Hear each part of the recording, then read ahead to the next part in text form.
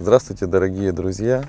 С вами снова Дмитрий Панов. Я держу в руках заветную бумажку, лицензия на приобретение нового оружия. Как я и обещал, буду более подготовлен в эту охоту. А пока пойдемте выбирать оружие. Мы находимся сейчас в магазине «Стрелец». А вообще это не магазин, а целый супермаркет для охоты и рыбалки.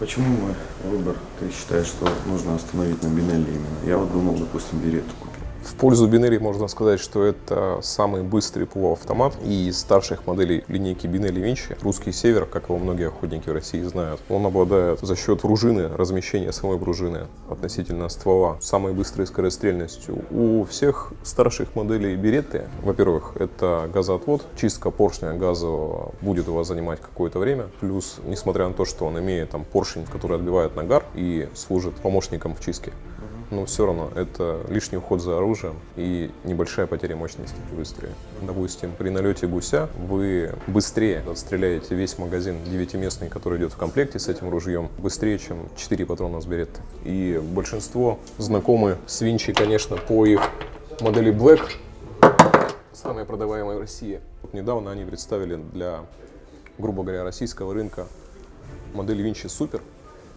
Тут 3200, стандартный вес магазином на 3 патрона. В комплекте идет увеличенный магазин емкостью 9 патронов 70-х. Если вы будете 12 на 70 патронов использовать, 9 патронов в магазине, 1 патроник.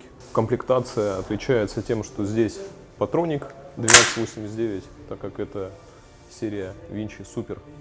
Вот, и укомплектован дополнительным чоком, увеличивающим длину ствола на 5 сантиметров. Так, а по прикладу как-то регулируется? Регулировка пластинами стандартная, то есть мы можем угол наклона приклада менять. Стандартный угол это у нас 55 градусов, мы можем его поднять, либо опустить ниже, тем самым изменить удобство.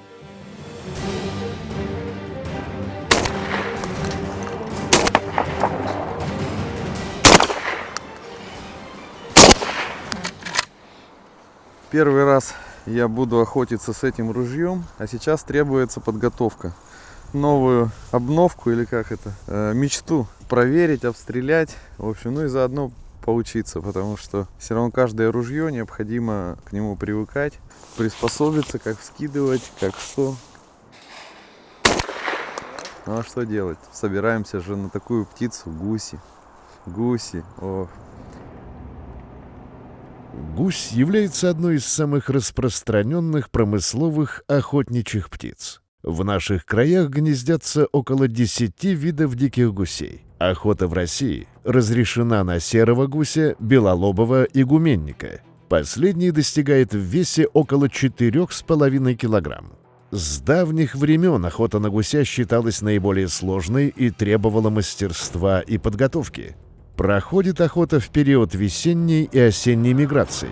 Весной гусь летит из теплых стран до мест гнездования на крайнем севере в тундре. Они простираются от побережья Белого моря до полуострова Таймыр. Наиболее удачным местом для охоты являются стоянки гусей.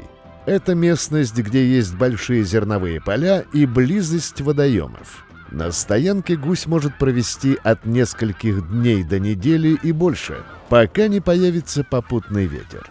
Примечательно, маршрут и места стоянок гусь предпочитает одни и те же. Одна из таких стоянок расположена на восточной границе Оренбургской области, куда в этот раз направился Дмитрий. Для охоты он выбрал угодье Охот-клуб, что в Светлинском районе на границе с Казахстаном. В данной местности расположены 3 озера – Шалкар, Жетеколь и Айке. Путь миграции северного гуся проходит в коридоре этих озер. Стоит отметить, это одно из лучших мест в России для охоты на гуся, куда можно добраться на автомобиле. Путевка здесь стоит 2000 рублей за один день. Добыть можно только одного гуся и 3 селезней. Офис охот-клуба расположен в поселке Светлый.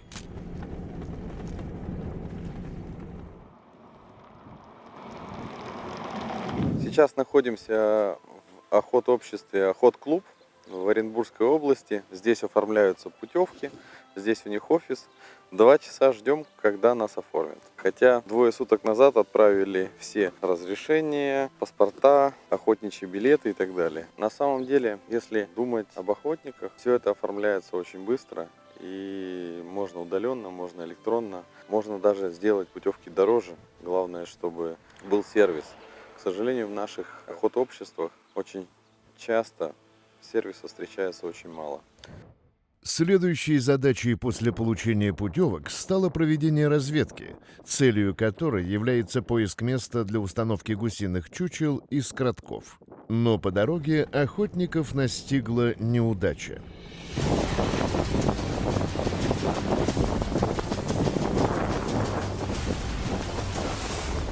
Ну, охота у нас началась вот с такой засады. Засадили патруля.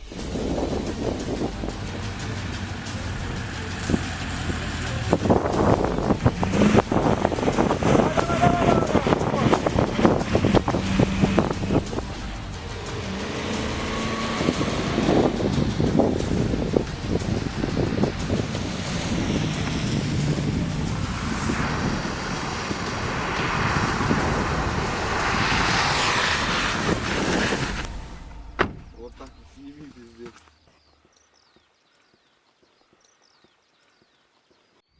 Определив маршрут перелета гусиных стай, охотники выбрали место для установки зеркальных скротков. Большое значение имеет правильная расстановка и качество чучел. Ведь чучела показывают летящим гусям, что данное место безопасно и можно садиться на кормежку. Неправильная расстановка может отпугнуть стаю. Расставлять чучело следует по дуге на расстоянии 2-3 метра друг от друга и 2-3 сторожа по краям.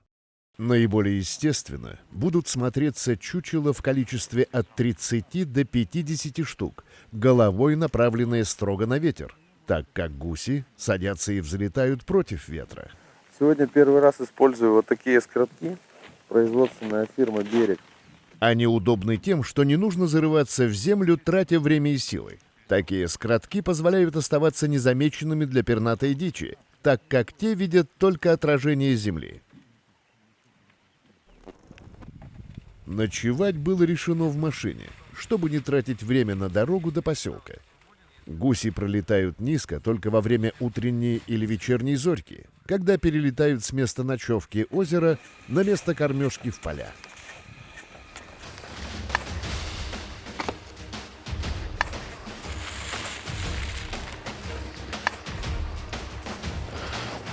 Итак, друзья, про все у нас ушло 1,5 часа. Приготовили мы макароны с нежной лосятиной, с лучком, морковкой. Ну, в общем, вот такое вот прямо объедение. Особенно на охоте. Все быстро. Ну, можно сказать, макароны по-флотски, только из лосятины. И они, посмотрите, какие. Ах. Нам надо подкрепиться, чтобы завтра охота удалась. Гусь летит, мы прямо его слышим, чувствуем. И хочется, чтобы она была удачной.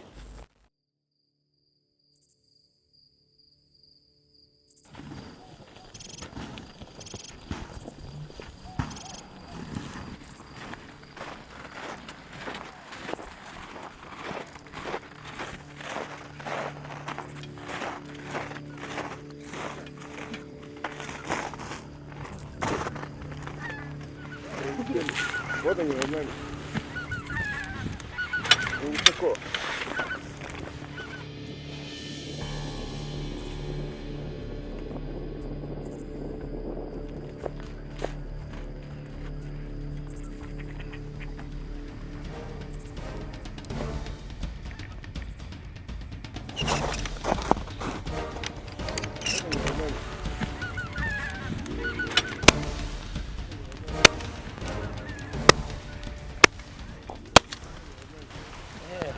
Дотягиваем.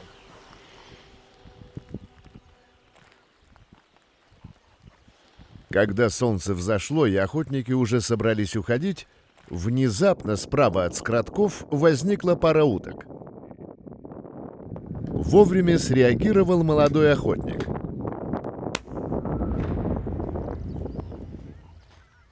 Выстрел был сделан с дистанции 50 метров. Лишь одна дробина достигла цели, перебив крыло селезню. Подранок утянул за 400 метров. Найти такого без легавой очень сложно, но молодой пес обнаружил селезня. Молодец! Не оставил нас без вкусного обеда. Поздравляю, молодец.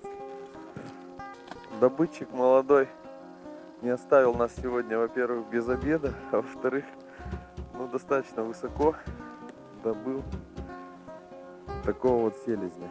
Так что начало охоты положено.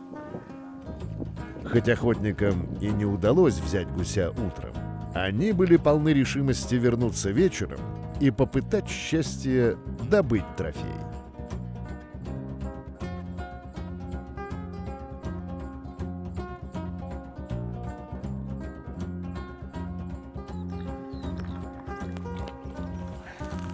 Несмотря на все трудности, это круто. Охота — это прекрасно. Это потрясающее действие.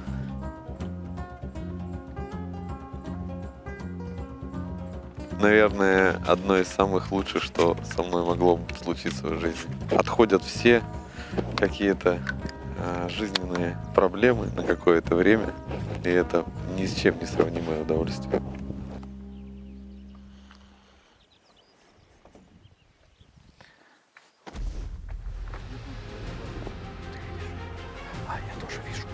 Дима, вон гуси.